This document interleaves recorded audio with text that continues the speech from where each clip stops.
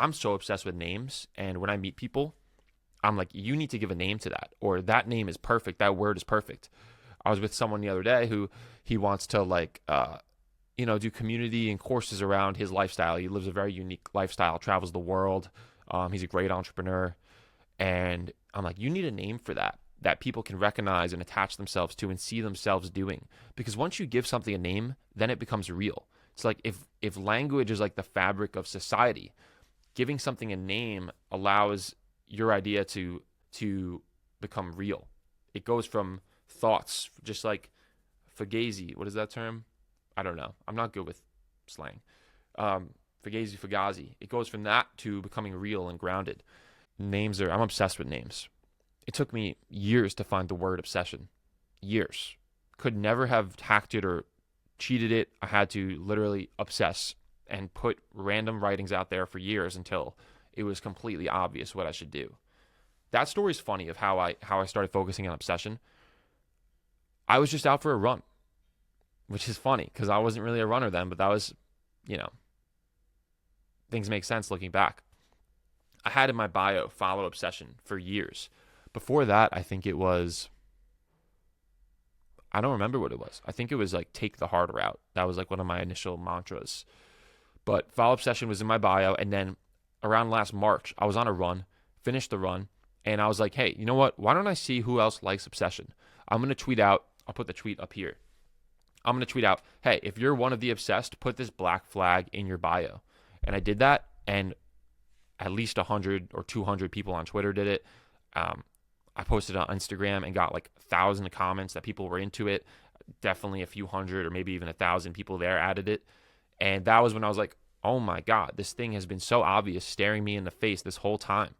That was an amazing day. Wow. And it's funny how I didn't consciously plan to do it. I was just out for a run and it felt obvious. That's the thing about obsession. It's like, I have a friend who he just sold his business and he's trying to figure out what to do next. And he's like, yeah, I'm doing less than I think I could. And I'm like, you are. You're not obsessed. You need your next thing, your next vehicle to stay up all night thinking about. And the problem is you can't sit down and figure it out. You can't. And every time you try to do that, you will fail.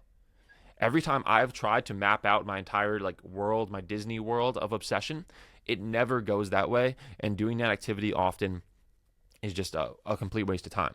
Because what you really do have to do is just put all this stuff out there until the opportunity falls in your lap. You have to go to the random lunches you don't think will lead to anything. You have to say yes to the quick calls. You have to put out the thoughts that you're hesitant to share. Because when you do that, you just become this vessel for things to come your way. And that is when the right opportunity comes, and then it is obvious. Obsession should be obvious.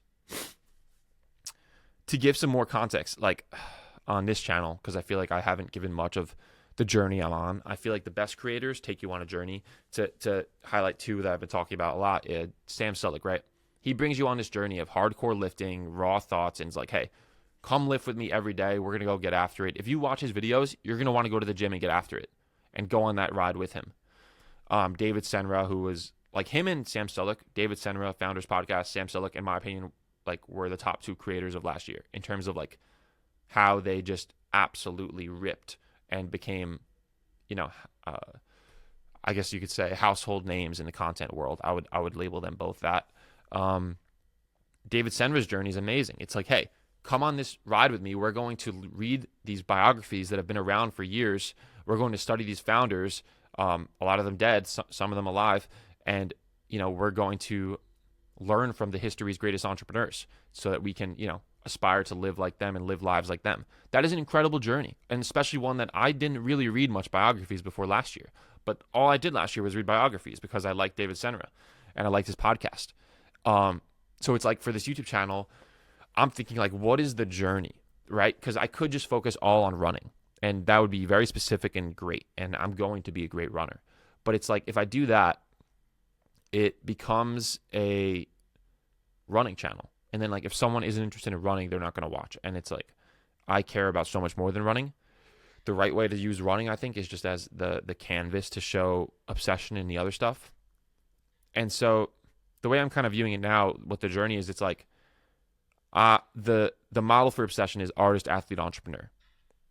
And it's like this YouTube channel is me documenting me trying to reach the pinnacle of those three pursuits. So like, what does that look like? Let's start with the art. Writing. I've been writing every day online for like 5 years. So, that's the one thing I want to keep doing. I want to do forever. I would like to be one of the greatest living writers while I'm alive and have, some of the most incredible books that change people's lives through the world of obsession. So, that's like the broad goal. The problem with goals, and like I'm hesitant to share specific goals because the things that changed my life, like I said before about obsession being obvious and you can't plan it, the goals that changed my life were never set. They were just opportunities that became completely obvious, and I took extreme action without ever thinking about them, without ever planning.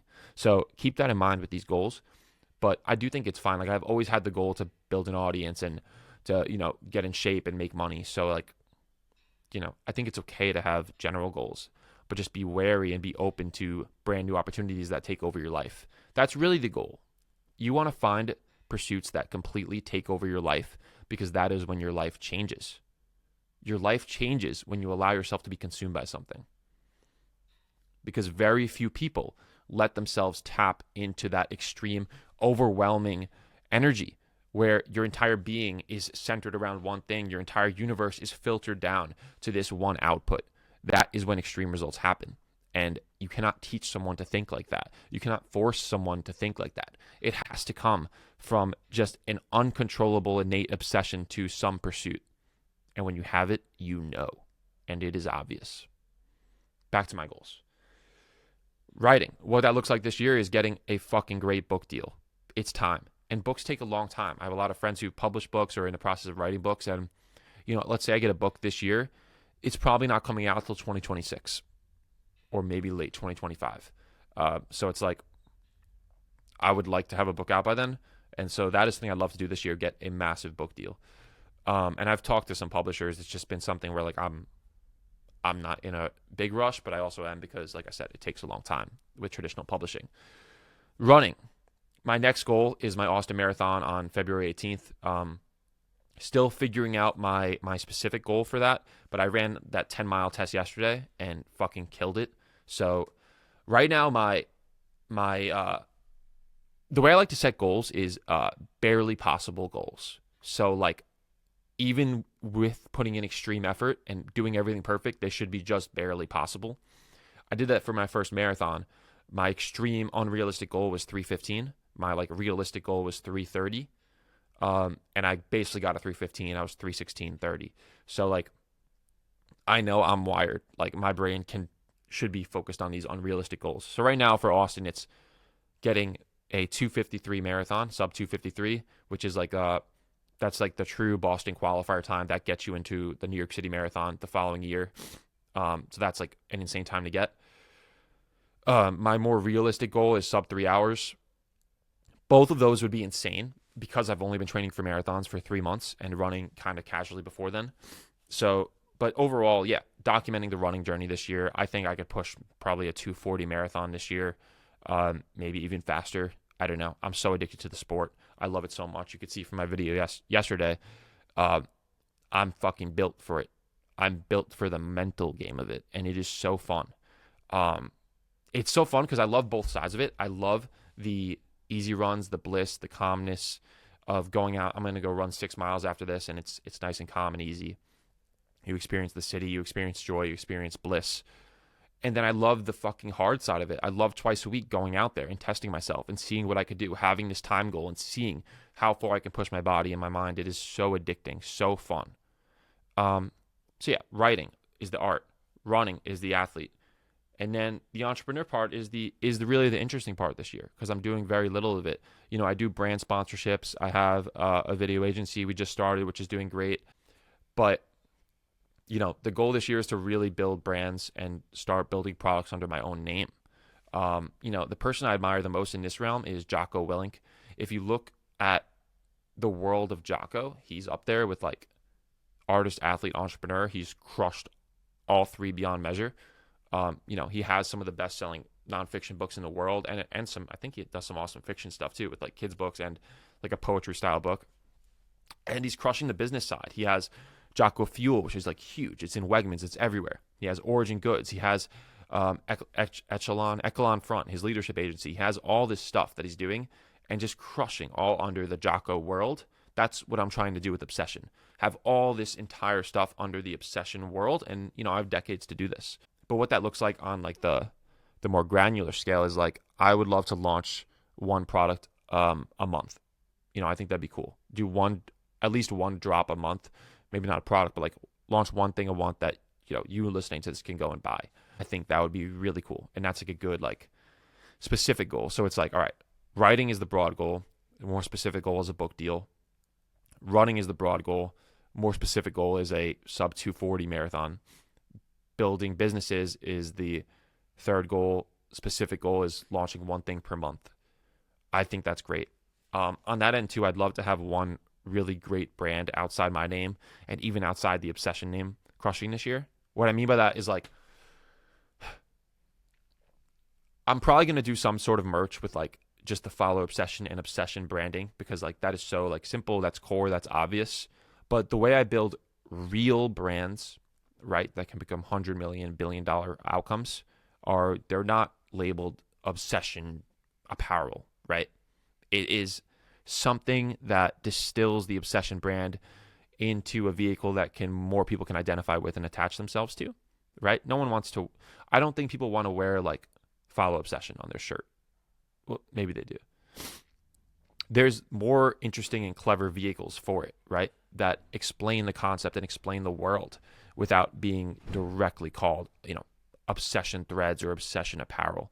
I think that's really important.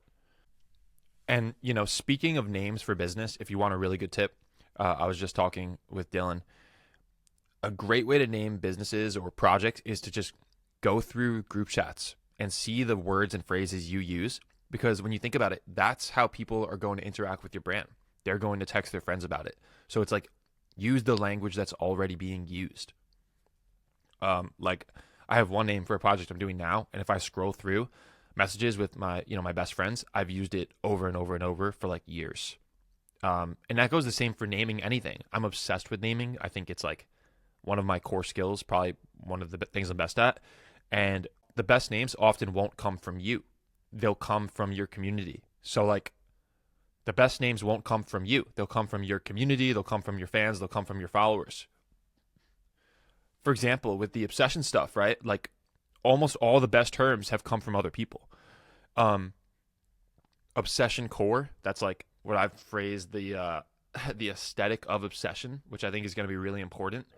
That came from someone in a comment, and I fucking took it and ran with it and gave him credit, and it's awesome. It's like you just have to pay attention for the words, how other people are explaining your product, because there's an expression I heard from Jack Butcher. It's like you can't read the label from inside the bottle. When you're so involved with something, it's impossible to see how other people are going to interact with it because they don't have the mind of the creator, the person making it. But that's the mind of everyone who's going to use it and interact with it. Names are everywhere. Names are everything. This is something that you should obsess over if you haven't thought much about it, because it is how your idea spreads. And the best names pack the most amount of meaning and the most amount of truth in an incredibly simple package of contrast and power into this a few words or one word. That's why it's so addicting. It's so fun, because it is like you're taking what you're doing and figuring out this mental game of distilling it down to one string of letters. And that string of letters has a disproportionate effect on how much your idea or your project spreads. If you understand what I'm talking about, you get it. And that's the game of being a writer, basically. But I think the best brand builders have that addiction too. And it's incredibly fun. All right, this was a good morning talk session. I think this is how I'm going to start doing these videos and it's kind of how I've been doing it. Sit down in the morning, share what I'm obsessed with, share what's on my mind. Go out for my run. I'm going to go run 6 miles right now, really easy. And then, if anything else, I might just record in the mornings before the workout. I kind of feel like that's what's most natural to me right now. And then we'll see. I'll record on the workout, on the run if it's interesting. I'll record after the run if it's interesting. I'll record if something really interesting is going on. But I think the core of these videos should be these sit-down talks, because I think they're the most effective. I think they're the most nice to listen to. But obviously, I want to show the other stuff too because, that is the world of obsession. It's me going out there on the West Side Highway on the track, killing myself. That is a huge part of all of this. You know, that something I felt lately, which has been incredibly fun, is like part of becoming an athlete and training more is you become incredibly tuned with your body, right? You start to feel everything more. You understand, oh, my bicep feels a little sore today, or, my legs, I feel this little tweak in my quad, or I feel this little ounce of soreness. Like, you become incredibly tuned with your body. When you run every single step, you feel everything. You do. And it's the same thing with obsession. When you're really dialed, when you're really focused, you start to recognize how your brain is feeling and how you're interacting with the random ideas and thoughts you have. Everyone has thousands of thoughts a day. But when you're obsessed and when you become really dialed, you're able to see which of those thoughts matter and which don't. And that's all life really is like picking the right thoughts and doing the right things with them. And so I felt that now more than ever. So like as a writer, trying to write things, it's like you're trying to pick apart the thoughts you're having every day and see the ones that matter and then distill those into something compelling. And the same with these videos. I'm trying to think of the most interesting stuff that I'm thinking and share it. And the videos are making me do that in a really interesting way where it's like I have to really pay attention to which of these thoughts are good and which aren't because I don't want to waste your time. If you're watching this, this is the end of the video right now. A bunch of people who started this video already dropped off. I want to keep their attention as much as possible. And the only way I do that is say interesting things that can provide value to their lives. And so, yeah, I'm excited to get better at that game. Your life is about to change when you feel like you have unlimited time and unlimited energy. I've had this feeling like 3 times in my life, and I'm about to enter another. The first was when I stopped playing soccer. Played it all growing up, played on a competitive team, and then went to college to try to play D1 and was on the D1 team. Did 3 seasons of college soccer. And during those 3 seasons, I barely played. I was always hurt, always getting injured, and when I was healthy, I just wasn't good enough to play D1 soccer. So I basically spent 3 seasons on the bench, just doing the training, but just, watching other people win and succeed. And, I would go and celebrate with the team on, you'd have a huge win and you'd go dogpile. And I would do that and in my head be like dying inside because I did nothing. I didn't deserve to be happy. I didn't deserve to celebrate anything. I was just sitting on the bench. For someone like me, it was insane to me how you could be excited about a team winning even if you're on it. I don't know. Maybe that makes me a psychopath, but I feel like that just meant that I knew I was meant to do more with my life than sit on a bench. So I don't feel bad being, I guess, a bad team player. I wasn't a bad team player. I was a good teammate. It's just like I was dying inside. And so the day I quit soccer, when I was supposed to go back for my spring season at Quinnipiac in Connecticut, I transferred from Binghamton in upstate New York to the school in Connecticut. But I was recovering from a bad quad tear, completely tore my rectus femoris, which is like the biggest tendon in your quad. Had another like year basically to recover, or at least 6 months until I needed surgery. And I just couldn't do a 4th year sitting on the bench. I couldn't do it. And so yeah, I just quit. I didn't go back for the spring. I went home to community college, which was crazy because I went from Binghamton University, which is, it's not an Ivy League, but it's a good school, good public school, public university. And now I'm at Suffolk Community College on Long Island, feeling like a loser. But I'm telling you, that was one of the happiest times of my life. Like, because I went from having this extreme schedule with soccer to now I have unlimited free time. I'm home on Long Island. I had, all my friends were away at school. It was just me. I was living at home.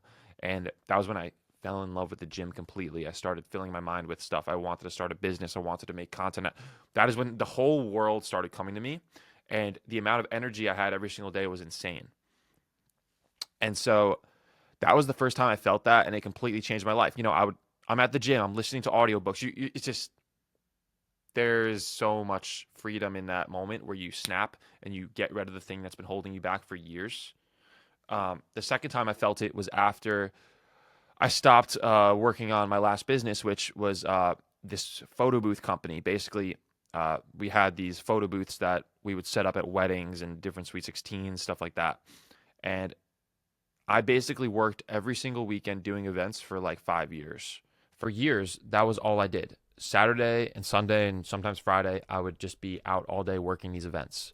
And I did that until I was able to hire people and I was able to, charge more and outsource and take myself out of that business. But that took literally years. And, there was, I think, a day about 2 years ago or like a year and a half ago where I just was like, this is it. I'm done. I'm never doing this again. I will pay whatever I need to not show up to these events and not spend my time doing this.